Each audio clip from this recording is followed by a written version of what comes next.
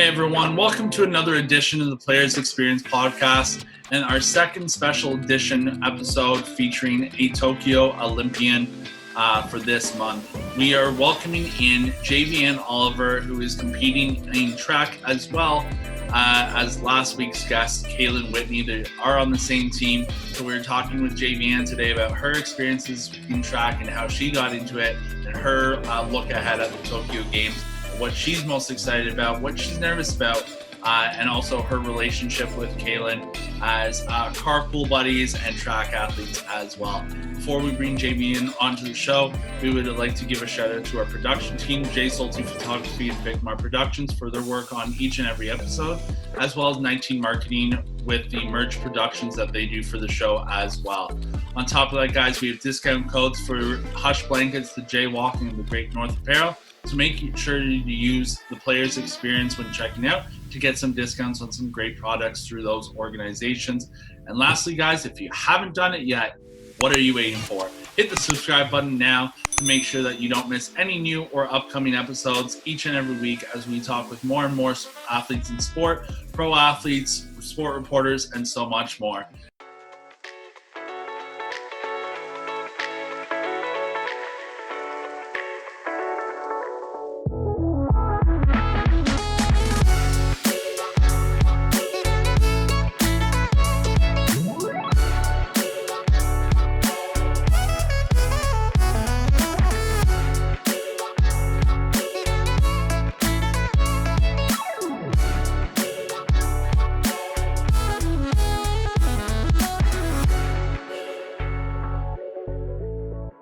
Now, without further ado, let's get Javianne on and start talking about her racing career and how she got into track.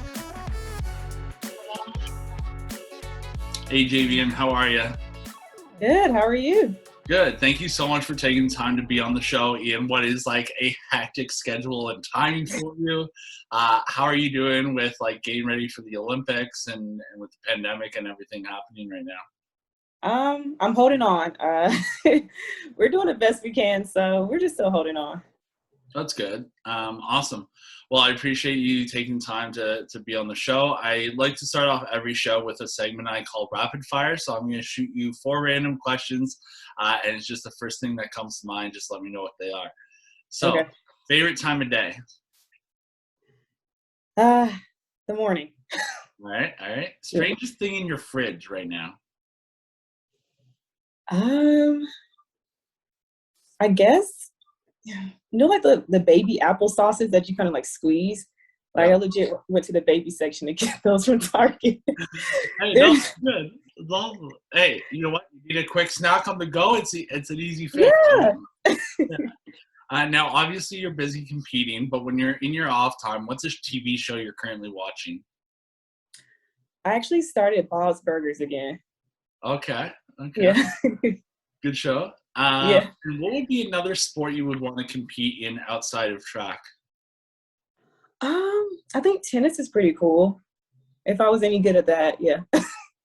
Hey, I know a few tennis people. Like my buddies are pretty good. We'll show you some tips and tricks. When the look. Yeah. So with that, where did the passion for track start for you? And like, how did you know you wanted to be a runner and a track star? I guess it started when I was younger. I have a lot of guy cousins. So I grew up in the country, so we didn't have anything else to do but to be outside all day. So, we used to just run and run and run. And I was like, I'm pretty good at this. But I didn't consider track until I was in middle school. And I went to the first practice and I called my dad and I was like, yeah, come pick me up. I don't want to do this. And it didn't register like, maybe I should just try this because I was a quitter anyway. I quit everything. So he's like, no, we're going to stick with this. So, after I got into it and my first competition, I was like, you know what? I do actually enjoy running competitively. Like it's, get your first win. I'm like, okay, this might be a thing. But and since then I've been running since the 8th grade all the way to, 2021. It's been a journey. That's incredible. And let's be honest, your dad probably paid like the season fee for running. So he's like, you gotta be in this. I already put down the Right. I think he did. I think something had to be done for him to be like, you know what, I'm not picking you up. Because any other time he would just come get me, but he wasn't feeling it that day. Yeah. Well, talking about your career, like how it got started, in 2018, you won the 60 meters at the USA Indoor Track and Field Championships to qualify for the 2018 IAAF World Indoor Championships, where you had the top time that season in the world at 7.02. How much work and dedication goes into competing at that high level at just 23 years of age? It took a lot. I think that was my first like big stage professional track meet to me. So leading up to that, I didn't know what to expect. That was the biggest crowd I've been around. Those are some of the best girls I ever ran with. So preparing for it, I don't think anything prepares you for it. I was very rookie. I didn't know that, sometimes they say on your mark, set in a different language. I didn't know sometimes the guns were electronic. So, it was the best way to prepare for it was to just go through it for me. You hear that little buzzer sound, you think that's like just like a noise in the background, and you're like, oh wait, that's the gun. I better run. Yeah, that's literally what happened. Like I ran, I didn't like react to the gun. And my coach was like, what were you doing? I was like, I honestly did not think that was a gun. I I saw the other girls running, so I figured I'd better step on it. Yeah, I was like, you know what? I probably should get to the line too. Now, talking about that training and competition, over the past few years, you've been training harder than probably you ever have in your career so far, because in just a few short weeks, you'll be seeing yourself in Tokyo competing in the Olympics. What's the feeling like for you with the Olympics being postponed last year, and now they're finally here, and it's kind of like finally sinking in, if you will, even though like it won't really sink in until you literally hop on the bus to go to the airport. But what's it like for you, and what are you most looking forward to ahead of those games? The pandemic last year and postponing it, I think it was like a blessing in disguise because it actually gave me a little more time to prepare for something this big. I had a lot of things I needed to work on, and that extra time really just kind of helped me out. And I mean, I'm looking forward to it. This is like another thing. I'm like, I've never been on a stage this big once again. So, I mean, my expectations are, I've been doing what I need to in practice. And I know once I get there, I mean, it is what it is. You just go out there and run. I do that every meet. It is what it is. You can't fix anything once you're on the line. So, I mean, I'm working hard now. I'm grinding. So once I get there, I can just get online and go. I know. I was actually chatting with a teammate of yours who you'll be competing with at the games, Kaylin Whitney, whose episode is just last week, about what she's excited to see at the games, and we chatted about you as well. So one question I asked her, which I'm going to ask you, is what is it like to compete along with someone who is such a great friend and a teammate, but also what would you say is like her biggest quirk or attribute? I mean, it's awesome training with Kaylin. We actually carpool every day to practice, so we always have something to talk about. I mean, it's great. Our workouts are totally different from her being a 400 runner and me being 100. So sometimes we pass each other in the track walking back, and we always like give each other like, good job, keep your head up, keep going. So it's always nice to do that. And then usually on the way back from practice, we have a saying that we've been saying almost all year. It's like, it's me versus me. So we work really hard on focusing on ourselves and what we're doing and not, what the competitors are doing and things like that. So, I mean, it's been really helpful. We really help realign and refocus each other. So we're not so anxious. We have weird anxiety, especially going into Olympic trials. We were super anxious because, this is big for both of us and we really want to make that team. So it was nice having somebody who had like the same kind of perspective and, every day if we worried about something, you're like, you know what? It's me versus me. It's you versus you. Don't worry about all that other stuff. It'll come together. That's honestly such a great take on it because, so I compete in the Special Olympics in baseball and basketball, and I know that exact feeling. Like, there's been times where I've had to, pitch out of an inning where it's been, runners on the corners and, it could be a tying run, and you really just have to focus in on you versus you, or me versus me, right? And just kind of get the job done and see whatever kind of happens, right? Right. Now, what's it like for you going to the games? There's so many different avenues, from the athletes village to meeting different people from around the world. Obviously, it's going to be a little bit different this year because we can't have fans from like North America and across the world come to watch. But what will it be like for you to be just kind of feeling some sort of normalcy outside of what we've been living through over the past year? It's going to be nice. I mean, since last year, I expected it to be like this. Just I wasn't expecting fans to be there. So once they took them back away, I was like, you know what? We've been preparing for this. But it's just nice to be on that stage. Honestly, like even with the differences from prior years, and we can't mingle with everybody, and there's a lot of precautions and restrictions. I'm just still happy to be there. So it's okay for me. I'm not really stressing about the difference. It's pretty normal to me. I don't mind fans not being there. So it helps with me a little bit. So it gets you like more mentally prepared, I guess, really. You don't Yeah, have cheering and all the craziness around you. yeah. So I mean, it is what it is.